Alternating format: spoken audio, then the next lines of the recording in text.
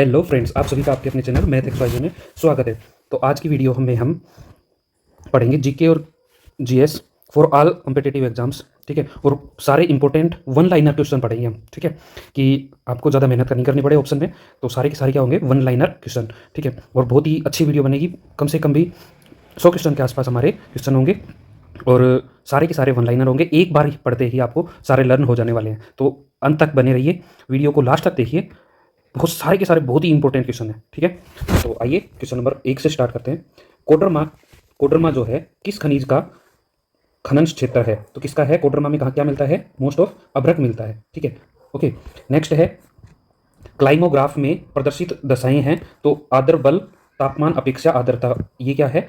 प्रदर्शित दशाएं होती है। ठीक है, आर्द्र बल और तापमान, अपेक्षित आर्द्रता। ठीक है, ये क्या होता है? क्लाइमोग्राफ में प्रदर्शित दशाएं होती है। नेक्स्ट है, पर्वत शिखर लहोत्से किस देश में है? तो किस में है पर्वत लहोत्से? किस देश में है? नेपाल के अंदर। ओके, नेक्स्ट है, नेक्स्ट हम देख रहे हैं, तापीय संकुचन सिद्धांत के प्रतिपादक कौन है? तो कौन है? जे फ्रीज। ओके, नेक्स्ट क्वेश्चन हम देख रहे हैं, स्वीडन की राजधानी कौन सी है? स्टॉकहोम। स्वीडन की राजधानी कौन सी है? स्टॉकहोम। ओके, नेक्स्ट है, तो नेक्स्ट है, कोटोपेक्सी ज्वालामुखी किस देश में तथा किस पर्वत श्रेणी में है? तो ये है इक्वेटर में, एंडीज पर्वतमाला में। कहाँ पर? इक्वेटर में। और पर्वत कौन सा है? एंडीज पर्वतमाला। ठीक है, कोटोपेक्सी। ओके, ज्वालामुखी। पश्चिम तटीय मैदान का दक्षिणी भाग क्या कहलाता है? तो मालाबार तट कहलाता है। पश्चिमी तटीय मैदान का जो दक्षिणी भाग है वो क्या कहलाता है? मालाबार कहलाता है। तो मतलब ये तो क्या हो गया, अपना इंडिया हो गया, है ना।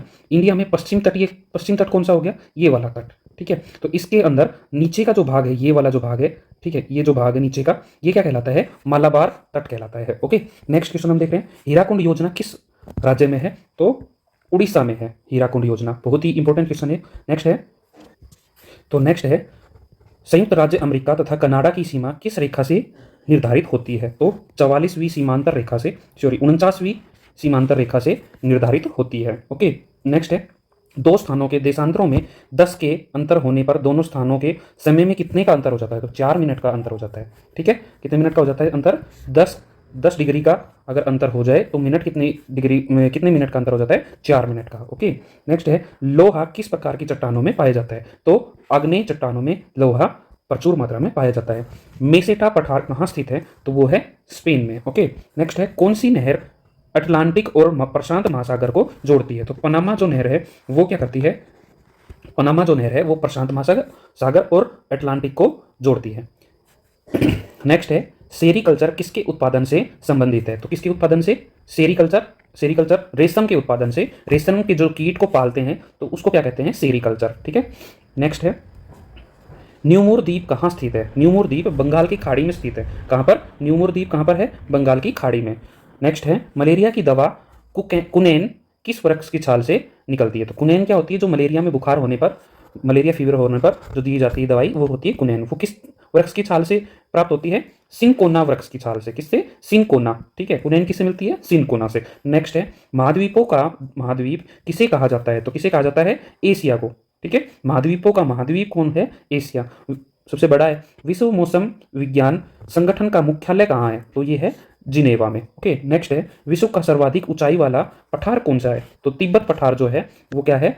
विश्व का सबसे ऊंचाई वाला पठार है। ओके, नेक्स्ट है, लिटिल वेनिस के उपनाम से जाना जाता है वेनेजुएला को लिटिल वेनिस के नाम से जाना जाता है। लाई जनजाति निवास कहाँ करती है? तो म्यांमार में लाई जाति पाई जाती है। ठीक है, लाई पाई कहाँ जाती है? म्यांमार में। ठीक है, नेक्स्ट है, वर्तमान में विश्व की सर्वाधिक वर्षा वाला मासिनराम भारत के किस राज्य में? तो किस में है? मेघालय में। ओके, मासिनराम में क्या होता है? सर्वाधिक वर्षा होती है भारत में, और वो कहाँ पर है? मेघालय में। ठीक है, नेक्स्ट है, दुर्गापुर इस्पात संयंत्र किस देश के सहयोग से स्थापित किया गया? तो ग्रेट ब्रिटेन के सहयोग से स्थापित किया गया है इस्पात संयंत्र। ठीक है, नेक्स्ट है, बेकाल झील किस देश में है? तो किस में है? रूस में। ओके, नेक्स्ट है, नेक्स्ट हम पढ़ रहे हैं, अब पढ़ेंगे हम कुछ विटामिन के बारे में। ठीक है, अपना जो बायोकेमिकल्स होते हैं विटामिन, उनके बारे में। तो विटामिन तत्व की खोज 1912 ईस्वी में हुई, और किसने की? फ्रेडरिक हॉपकिंस ने की। किसने? फ्रेडरिक हॉपकिंस ने विटामिन की खोज 1912 में की। ठीक है, नेक्स्ट है, विटामिन एक कार्बनिक यौगिक होता है, ये तो हमें पता है, जो शरीर की रोगों से रक्षा तथा सामान्य वृद्धि के लिए आवश्यक है। ठीक है, नेक्स्ट है, विटामिन बी एवं सी ये तो दो जल में घुलनशील होते हैं, विटामिन बी और सी जल में घुलनशील होता है, तथा ए डी और के वसा में घुलनशील होते हैं। ए डी और के किस में होते हैं? वसा में, तेल आदि में घुल जाते हैं। ठीक है, बहुत ही इंपॉर्टेंट क्वेश्चन है। इस क्वेश्चन को मैं कई बार जो है वो देखता रहता हूँ एग्जाम में। शरीर की समुचित वृद्धि, ऊर्जा और उष्मा के लिए सभी पोषक तत्वों जैसे कार्बोहाइड्रेट, वसा, विटामिन, खनिज लवण, जल की अपेक्षित मात्रा व रोगों से रक्षा करने के लिए जिन खाद्य पदार्थों की आवश्यकता होती है उसे संतुलित आहार कहा जाता है। ठीक है, नेक्स्ट है विटामिन ए। तो रासायनिक नाम रेटिनॉल। विटामिन ए का रासायनिक नाम क्या है? रेटिनॉल। इसके अभाव से कौन कौन से रोग होते हैं? रतौंधी, संक्रमण का खतरा बढ़ जाता है, और जीरोथ्लेमिया क्या होता है? इससे इसके अभाव से रोग होता है। ठीक है, स्रोत क्या क्या है? दूध में पाया जाता है विटामिन ए, अंडे में पाया जाता है, पनीर में, हरी सब्जी में, मछली में, और यकृत में पाया जाता है। यकृत मतलब लीवर में भी पाया जाता है। ठीक है, नेक्स्ट है विटामिन बी। तो विटामिन बी का रासायनिक नाम क्या है? थायमीन। क्या है? थायमीन। ओके, ये क्या है इसका रासायनिक नाम? अभाव के कारण रोग कौन सा होता है? B1 के कारण। देखिए मैं क्या कह रहा हूँ, B1 के कारण कौन सा होता है? बेरी। ठीक है, नेक्स्ट है इसका जो स्रोत है वो क्या है? तिल, सूखी मिर्च, दाल, यकृत का तेल, लीवर का तेल, अंडा एवं सब्जियां इसका क्या है? मुख्य इसके स्रोत हैं। ठीक है, नेक्स्ट है विटामिन B2। रासायनिक नाम क्या है? राइबोफ्लेविन। क्या है? राइबोफ्लेविन। अभाव के कारण त्वचा तथा जीभ का कट फटना। ठीक है, तो आपने देखा होगा जो जब अब हमारे मुंह में छाले हो जाते हैं तो डॉक्टर क्या देता है? विटामिन बी कॉम्प्लेक्स की दवाई देता है। विटामिन बी कॉम्प्लेक्स की दवाई देते हैं जिसके अंदर प्रचुर मात्रा में क्या होता है? B2 प्रेजेंट होता है। ओके, तो आप याद रहेगा B2 से क्या होता है? राइबोफ्लेविन, और इससे त्वचा व जीभ का कटना फटना भी होता है। ठीक है, राइबोफ्लेविन इसका नाम है। और स्रोत क्या क्या है? हरी सब्जियां, दूध और मांस, ये क्या है? इसका स्रोत है। नेक्स्ट है विटामिन B3। तो रासायनिक नाम निकोटिनामाइड। ओके, नियासिन भी इसको कहते हैं। क्या कहते हैं? नियासिन भी इसको कहते हैं। अभाव के कारण क्या होता है? पेलाग्रा। कौन सा रोग होता है? पेलाग्रा। ठीक है, स्रोत है मूंगफली, हरी सब्जियां और टमाटर। ठीक है, इसके मुख्य स्रोत है B3 के। ओके, नेक्स्ट है विटामिन B5। विटामिन B5 का नाम है पेंटो। देखो B5 का मतलब होता है पेंटो। ठीक है, पेंटोथेनिक अम्ल। क्या होता है ये? पेंटोथेनिक अम्ल होता है, एसिड होता है, और ये इसके अभाव से क्या होते हैं? बाल सफ़ेद हो जाते हैं, मंद बुद्धि होता है। ठीक है, तो ये क्या किस किस में पाया जाता है? मूंगफली में पाया जाता है, टमाटर में पाया जाता है, मांस आदि में पाया जाता है। ठीक है, तो ये बहुत इंपॉर्टेंट है, बाल सफ़ेद होना और मंद बुद्धि का होना, ये इसमें B5 में के जो है अभाव से रोग होते हैं। ठीक है, नेक्स्ट है B6। तो B6 बहुत ही इंपॉर्टेंट होता है हमारे शरीर के लिए। रासायनिक नाम पायरिडाइक्सिन है। क्या नाम है? पायरिडाइक्सिन। ठीक है, अभाव क्या है? एनीमिया हो जाता है, इससे क्या हो जाता है? एनीमिया। स्रोत है यकृत का तेल, मांस, अनाज आदि। ठीक है, नेक्स्ट है विटामिन B7। रासायनिक नाम है बायोटीन। ठीक है, तो बायोटीन तो आपको पता होगा है ना, हमारे बालों के लिए, नाखूनों के लिए, ठीक है, त्वचा के लिए ये बायोटीन बहुत जरूरी होता है। तो इसका B7 का नाम क्या है? बायोटीन। अभाव का रोग लकवा लग जाता है, बालों का गिरना, ये क्या होता है? बायोटीन की कमी से होता है। दूध में पाया जाता है यकृत का तेल, मांस, अनाज आदि। ठीक है, नेक्स्ट है विटामिन B12। ये भी बहुत ज़्यादा इंपॉर्टेंट होता है हमारे शरीर के लिए। साइनोकोबालमिन इसका नाम है। क्या नाम है? साइनोकोबालमिन इसका नाम है। अभाव के कारण एनीमिया होता है। ठीक है, और स्रोत क्या है? दाल, सब्जियां, दूध और मांस इसका मुख्य स्रोत है। नेक्स्ट है विटामिन B9। रासायनिक नाम फोलिक अम्ल। तो फोलिक अम्ल तो आपने पढ़ाई होगा। हमारे किसके लिए फोलिक अम्ल? Folic acid. ठीक है, फोलिक एसिड हमारे रक्त के लिए आवश्यक होता है, जो जिसकी गोलियां मिलती हैं। ठीक है, मीठी मीठी गोलियां मिलती हैं लाल कलर की। ठीक है, तो वो क्या होता है? फोलिक एसिड की गोलियां होती हैं। अभाव का कारण एनीमिया। ओके, और इसका स्रोत क्या है? दाल, सब्जियां और अंडा इसका मुख्य स्रोत है। ठीक है, नेक्स्ट है विटामिन सी। विटामिन सी है एक्सकार्बिक अम्ल। कौन सा?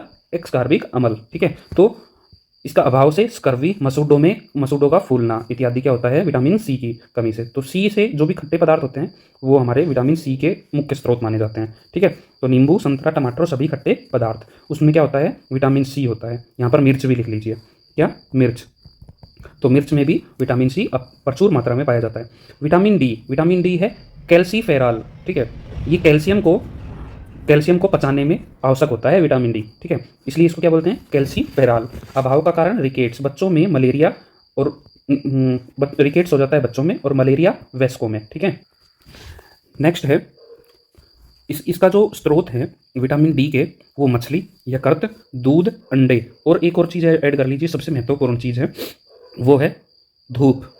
ठीक है, क्या है, धूप। धूप बहुत ही ज़रूरी होती है। विटामिन डी, धूप से डायरेक्ट सनलाइट में हम बैठते हैं तो हम विटामिन डी को प्राप्त करते हैं। ठीक है, नेक्स्ट है विटामिन ई। ये बहुत ही इंपॉर्टेंट है। इसका नाम होता है, रासायनिक नाम क्या होता है, टोकोफेरोल। क्या होता है, टोकोफेरोल। और दूसरा नाम भी इसका है एरोगो कैल्सीफेरोल, एरोगो कैल्सीफेरोल। ठीक है, टोकोफेरोल एंड एरोगो कैल्सीफेरोल। ओके, अभाव का कारण या जो रोग है वो है जनन शक्ति का कम होना। ठीक है, दूसरा इसका जो स्रोत है वो हरी पत्तेदार सब्जियां होती है और दूध और अनाज ये होती हैं मुख्य स्रोत। ठीक है, नेक्स्ट हम देखते हैं विटामिन के। विटामिन के का रासायनिक नाम है फिलो क्वाइनिन, फिलोक्वाइनिन। ठीक है, तो इसके अभाव से क्या होता है, रक्त का थक्का बनना स्टार्ट हो जाता है। ठीक है, रक्त के जो थक्के बनते हैं वो होते हैं इसके अभाव से। उसके बाद है स्रोत, टमाटर, हरी सब्जियां। ठीक है, हम पढ़ते हैं। तो दोस्तों अब हम पढ़ते हैं साइंस के मोस्ट इंपॉर्टेंट क्वेश्चन। ठीक है, सौरदाता रक्त समूह क्या होता है, तो सौरदाता रक्त समूह होता है ओ। ठीक है, ओ क्या होता है, यूनिवर्सल डोनर होता है। क्या होता है, ओ यूनिवर्सल डोनर होता है। ठीक है, नेक्स्ट है सर्वग्राही समूह कौन सा होता है, तो सभी से लेने वाला। ठीक है, ये तो देने वाला हो गया ओ। ठीक है, लेने वाला कौन सा होता है, ए और बी, ए बी। ठीक है, ये ओ से भी ले सकता है, ए से भी ले सकता है और बी से भी ले सकता है। ठीक है, तो सर्वग्राही मतलब सभी से ले कौन सकता है, ए और बी।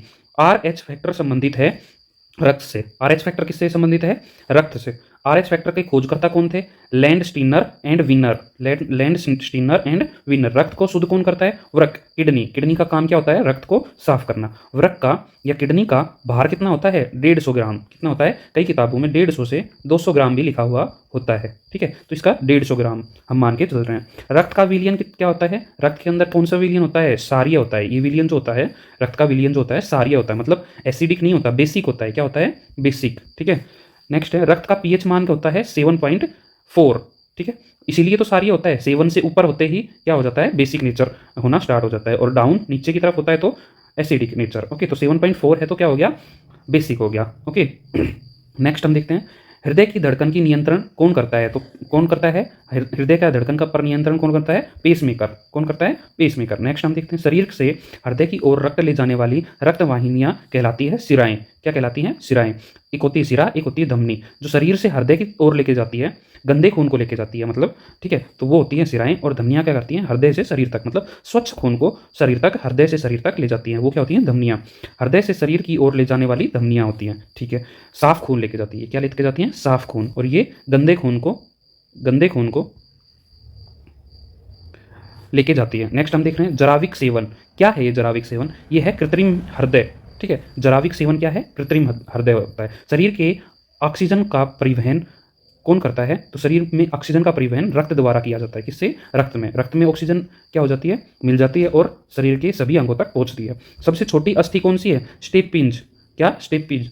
मध्य कान के अंदर होती है, ये कान के अंदर होती है। ठीक है, स्टेपिंज। सबसे बड़ी अस्थि कौन सी होती है, फीमर, जांग की हड्डी जो होती है। ठीक है, फीमर की जो हड्डी होती है वो सबसे बड़ी होती है। सबसे लंबी पेशियां कौन सी होती है, तो ये होती है सेट्रोरियास। ठीक है, सेट्रोरियास। सबसे बड़ी ग्रंथि कौन सी होती है, यकृत, लीवर। लीवर क्या होता है, सबसे बड़ी ग्रंथि। ठीक है, देखो यहाँ पर पेशी बोल रहा है और यहाँ पर ग्रंथि। अगर ग्रंथि बोले तो क्या होता है, सबसे बड़ी यकृत, और पेशी लफ्ज सबसे बड़ी बोले या लंबी बोले तो सेट्रोरियास। ओके, यहाँ इसमें अंतर है। नेक्स्ट है सर्वाधिक पुनरुद्भवन की क्षमता किसमें होती है, तो लीवर में सबसे ज़्यादा पुनरुद्भवन मतलब रिकवर। ठीक है, सबसे ज़्यादा रिकवर हो जाता है। Okay, liver. अगर इस लीवर में से कोई टुकड़ा खराब हो जाए तो उसको काट के अलग कर दिया जाता है, तो वो अपने आप ही क्या हो जाता है, कुछ समय बाद रिकवर हो जाता है। नेक्स्ट हम देख रहे हैं सबसे कम पुनरुद्भवन की क्षमता किसमें होती है, तो सबसे कम किसमें होती है, मस्तिष्क में। ठीक है, अगर मस्तिष्क का छोटा सा हिस्सा भी खराब हो जाए तो समझ लो गए काम से।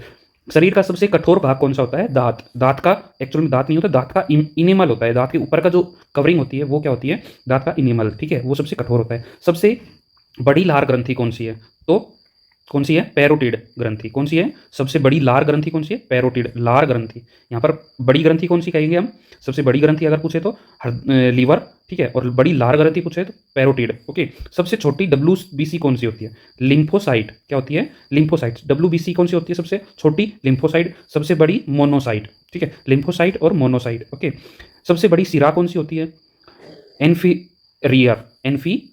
ठीक है, RBC का जीवन काल कितना होता है, 120 दिन। रुधिर का थक्का बनने का समय कितना होता है, 2 से 5 दिन। तो दोस्तों आज की वीडियो हम यहीं पर समाप्त करते हैं, काफ़ी लंबी वीडियो हो गई है और काफ़ी इंपॉर्टेंट हमने क्वेश्चन पढ़े हैं। अगर आपको ये वीडियो अच्छी लगी हो और अगर नहीं समझ में आई तो दोबारा से भी देख सकते हैं। एक दो बार आप रिपीट करके देखेंगे तो सारे क्वेश्चन अच्छे से लर्न हो जाएंगे, ठीक है। तो अगर समय हो तो रिपीट करके ज़रूर देखिएगा और हमारे चैनल मैथ एक्स वाई जे को ज़रूर सब्सक्राइब कर दीजिएगा, ताकि ऐसी अच्छी वीडियोज़ आप तक मैं पहुँचाता रहूँ। तो थैंक यू दोस्तों, बाय, लव यू ऑल, पढ़ते रहिए, तैयारी में जुटे रहिए।